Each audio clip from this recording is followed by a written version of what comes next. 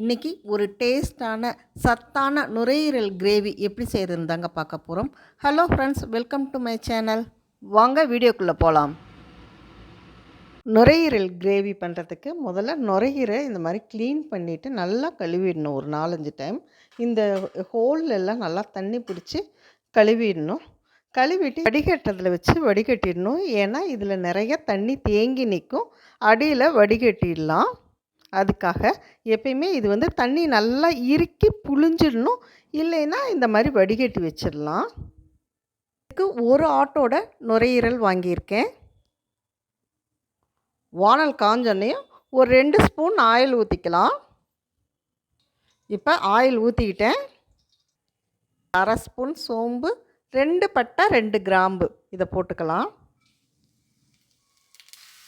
இப்போ 2 பெரிய சைஸ் வெங்காயம் நான் கட் பண்ணி போட்டுக்கிட்டேன்.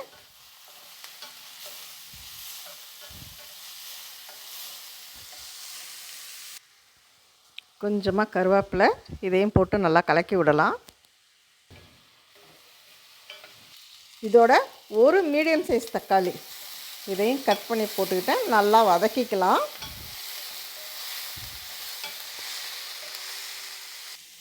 இதோட ஃப்ரெஷ்ஷாக அரைச்ச 1 ஸ்பூன் இஞ்சி பூண்டு பேஸ்ட் இதையும் போட்டு நல்லா கலரி விடணும்.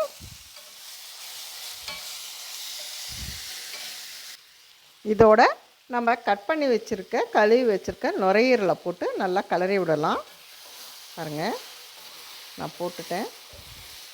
இதில் கட் பண்ணும்போது ப்ளட்டு மாதிரி வரும். அதனால இதை ஒரு 4-5 தடவை நல்லா நிறைய ஒரு 5-6 தடவை நல்லா கழுவிக்கலாம். இதுக்கு தேவையான அளவு உப்பு, மஞ்சள் தூள் போட்டு நல்லா கலரி விடணும்.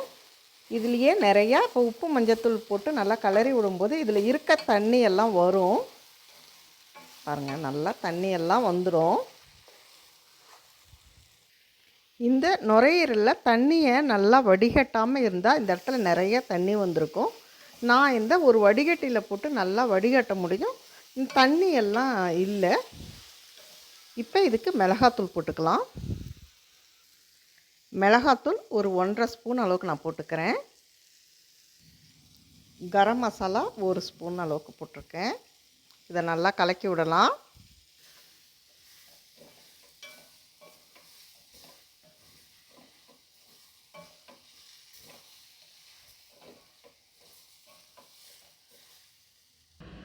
இப்போ இதை முழுகிற அளவுக்கு நான் தண்ணியை ஊற்றி நல்லா கலக்கி வச்சுட்டேன். இப்போ மூடி வச்சு ஒரு 10 நிமிஷத்துலேருந்து 15 நிமிஷம் வரைக்கும் நல்லா வேகிற வரைக்கும் நல்லா கொதிக்க வைக்கலாம்.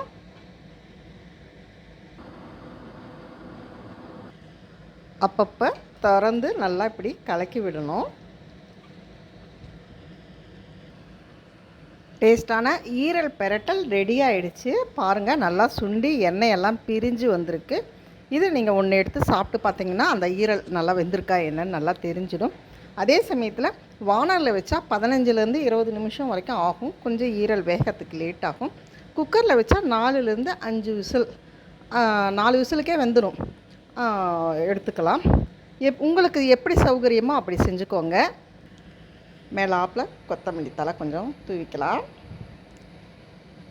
டேஸ்டான ஈரல் பிரட்டல் ரெடி ஆகிடுச்சு.